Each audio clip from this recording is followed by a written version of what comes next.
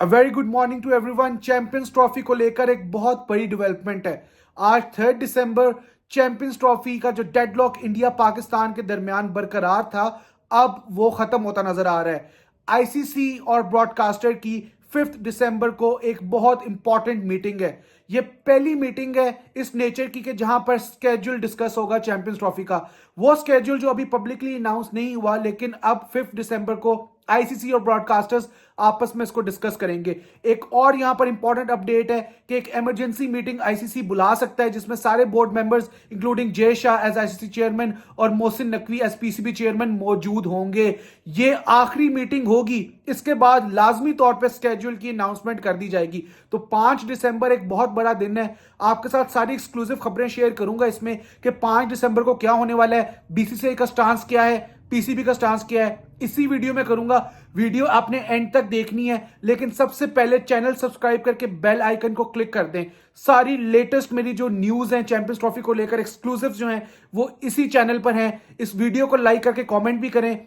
सारी प्लेलिस्ट जो है वो मौजूद है। अब मुद्दे की तरफ आते हैं।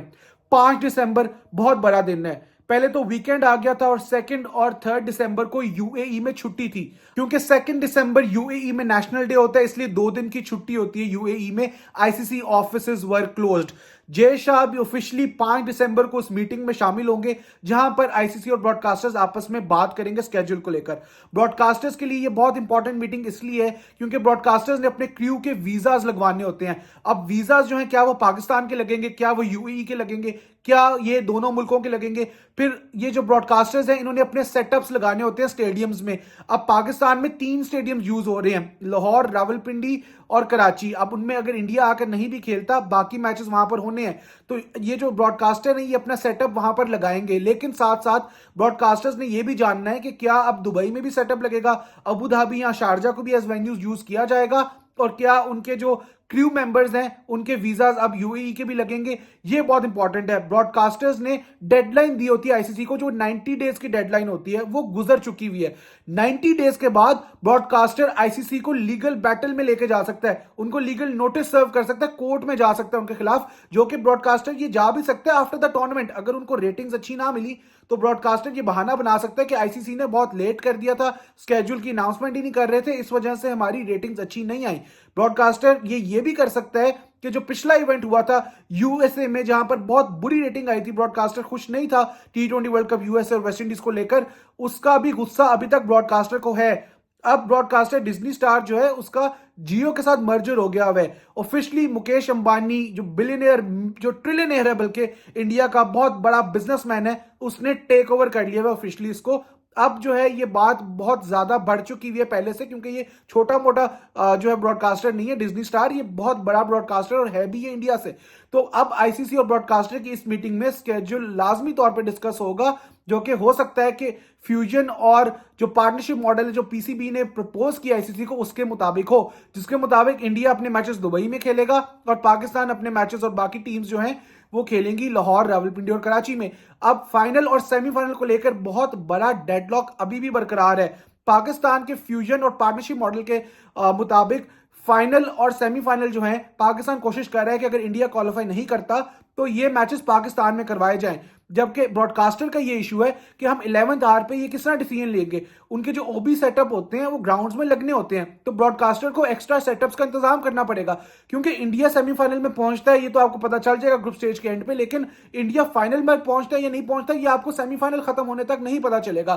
तो ब्रॉडकास्टर को एक सेटअप शायद लाहौर में लगाना पड़े, एक सेटअप दुबई में लगाना पड़े, उसकी एक्स्ट्रा कॉस्ट आएगी। तो ब्रॉडकास्टर 5 दिसंबर को ये मीटिंग में बात भी करेगा। पीसीबी का कहना है कि आपने ये हाइब्रिड मॉडल प्रपोज किया, हम लोग तो चाहते थे पूरी टूर्नामेंट पाकिस्तान में हो, तो पीसीबी तो ये कॉस्ट नहीं उठाएगा, ये कॉस्ट इवेंचुअली आईसीसी को उठानी पड़ेगी। अब मेन जो मुद्दा है वो ये है कि क्या ये जो आपका पार्टनरशिप और जो हाइब्रिड मॉडल है, जिसको पार्टनरशिप फ्यूजन मॉडल कह रहे हैं, ये एक्सेप्ट होता है या नहीं। मैं ये आपको बता दूं कि पार्टनरशिप मॉडल जो है ये हाइब्रिड मॉडल से किस तरह डिफरेंट है। ये इस तरह डिफरेंट है कि पीसीबी ने 3 साल के लिए एग्रीमेंट करना है आईसीसी से कि इंडिया और पाकिस्तान के जो मैचेस हैं वो हमेशा से न्यूट्रल वेन्यू पे होंगे, ना वो इंडिया में होंगे ना वो पाकिस्तान में होंगे। जब भी आईसीसी के किसी भी इवेंट में इंडिया पाकिस्तान का मैच आएगा तो वो न्यूट्रल वेन्यू पे होगा। लेकिन बीसीसीआई को इससे बहुत सख्त इख्तलाफ है।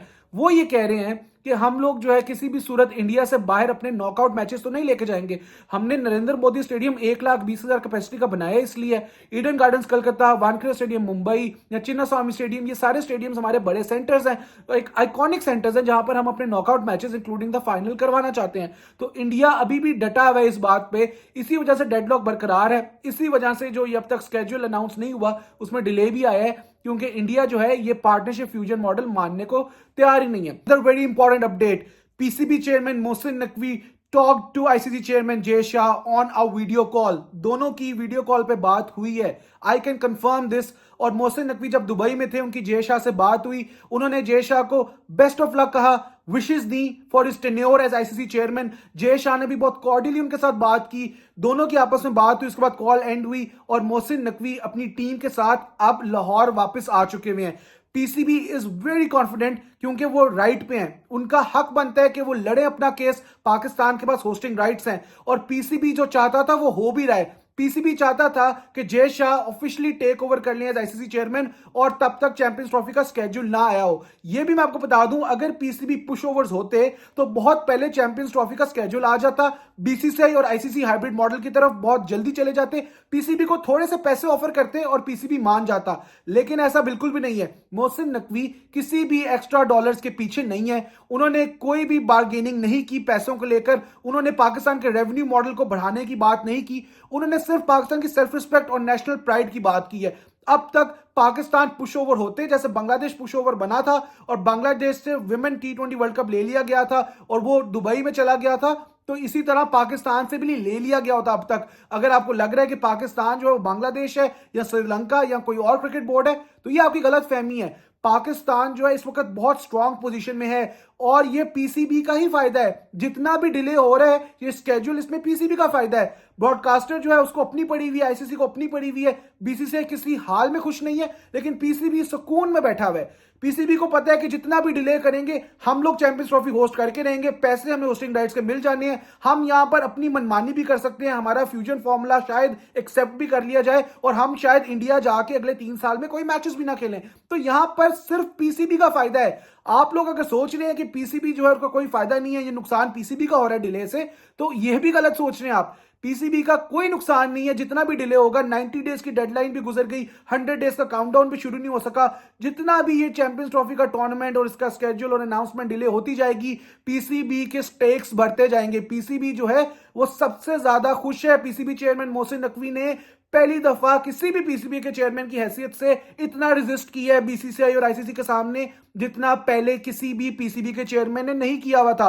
और उनको दाद देना बनती है क्योंकि बहुत इजीली पाकिस्तान को साइड पे किया जा सकता था, जिस तरह पहले किया जाता था। जैसे 2023 के एशिया कप में नजम सेठी और ज़का अशरफ को पहले सरेंडर करने पे मजबूर किया गया और फिर पूरा टूर्नामेंट एक तरह से पाकिस्तान से बाहर लेके गए, क्योंकि 4-5 मैचेस सिर्फ पाकिस्तान में हुए थे और शर्ट्स पे यहां पर होस्ट का नाम भी नहीं था, टीम्स की शर्ट्स पे पाकिस्तान का नाम ही नहीं था।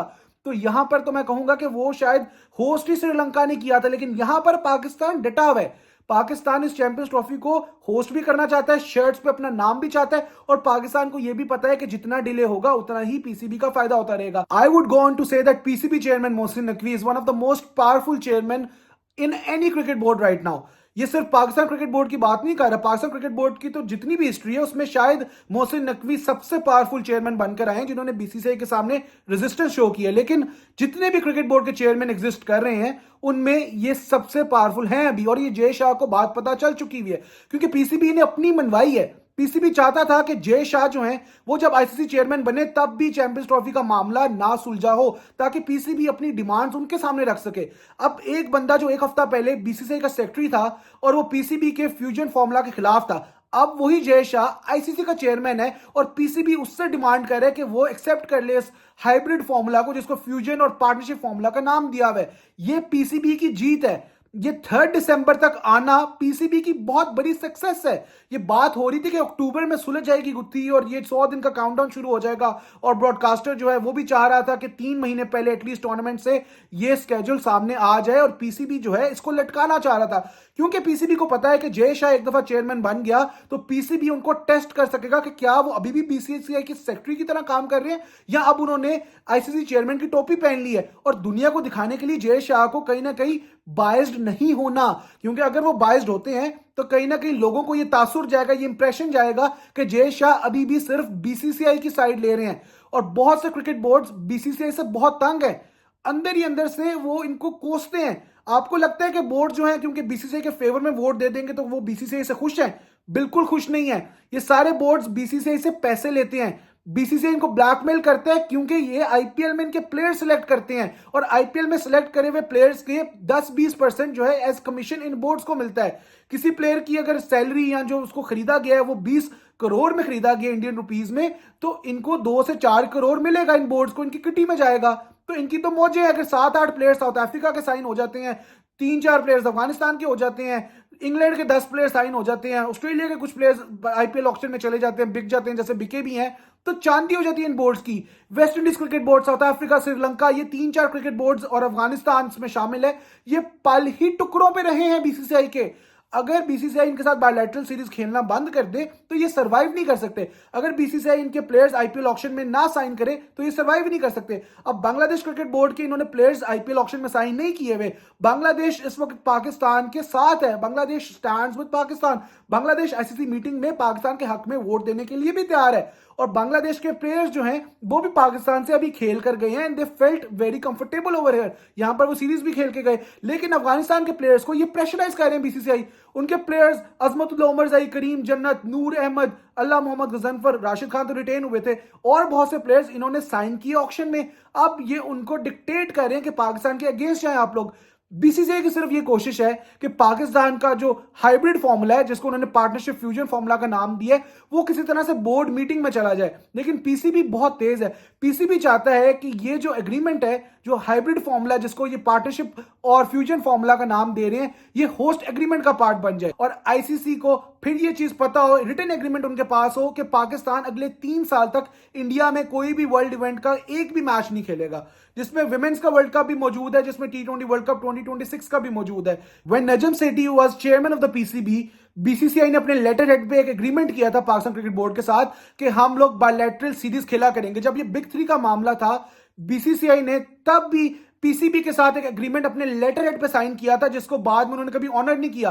उन्होंने बाद में ये बहाने बनाए थे, एक्सक्यूजेस दिए थे कि हमारी गवर्नमेंट नहीं मान रही, जबकि उस एग्रीमेंट की टर्म्स एंड कंडीशंस में ये चीज शामिल नहीं थी। And now the PCB knows कि बीसीसीआई ये चीज दोबारा भी कर सकता है, इसीलिए once and for all ICC के होस्ट एग्रीमेंट का पार्ट बनाना चाहता है इस क्लॉज को पीसीबी कि इंडिया और पाकिस्तान अगले 3 साल तक 2027 तक एक दूसरे के मुल्कों में क्रिकेट नहीं खेलेंगे। इंडिया पाकिस्तान का मैच हमेशा न्यूट्रल वेन्यू पे होगा एंड दैट इज इट। इसी बात का अब डेडलॉक है, इसी बात का डेडलॉक अब 5 दिसंबर को खत्म हो जाएगा, क्योंकि अब स्केड्यूल जो है उसको अनाउंस होना है। अब 80 डेज से भी कम टाइम रह गया और ब्रॉडकास्टर जो है उसने अपने हाथ खड़े कर दिए हैं। कास्टर का कहना है कि हमने $4 बिलियन का कॉन्ट्रैक्ट आईसीसी के साथ किया 4 साल के लिए, जिसमें मिनिमम 4 मैचेस गारंटीड है इंडिया और पाकिस्तान के। और यहां पर तो चैंपियंस ट्रॉफी के स्केड्यूल पे ही मसला बना हुआ है, तो आगे जाकर इंडिया पाकिस्तान अगर अलग ग्रुप्स में हो जाते हैं तो ये तो बहुत बड़ा मसला हो जाएगा ब्रॉडकास्टर को। वो तो या तो रीनिगोशिएट करेगा कॉन्ट्रैक्ट को या वो लीगल बैटल में चला जाएगा आईसीसी के साथ। और ये चीज आईसीसी को भी पता है,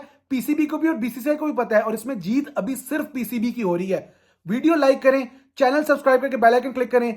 आप मुझे ये बताएं कि आप क्या चाहते हैं कि इंडिया और पाकिस्तान के मैचेस न्यूट्रल वेन्यू पे हों या पाकिस्तान को इंडिया जाना चाहिए 2026 के टी20 वर्ल्ड कप में, अगर पाकिस्तान क्वालिफाई करता है सेमीफाइनल या फाइनल के लिए। ये आप लोग मुझे कमेंट करके बताएं। वीडियो लाइक करें, चैनल सब्सक्राइब करें, बेल आइकन जरूर क्लिक कीजिएगा। Thank you.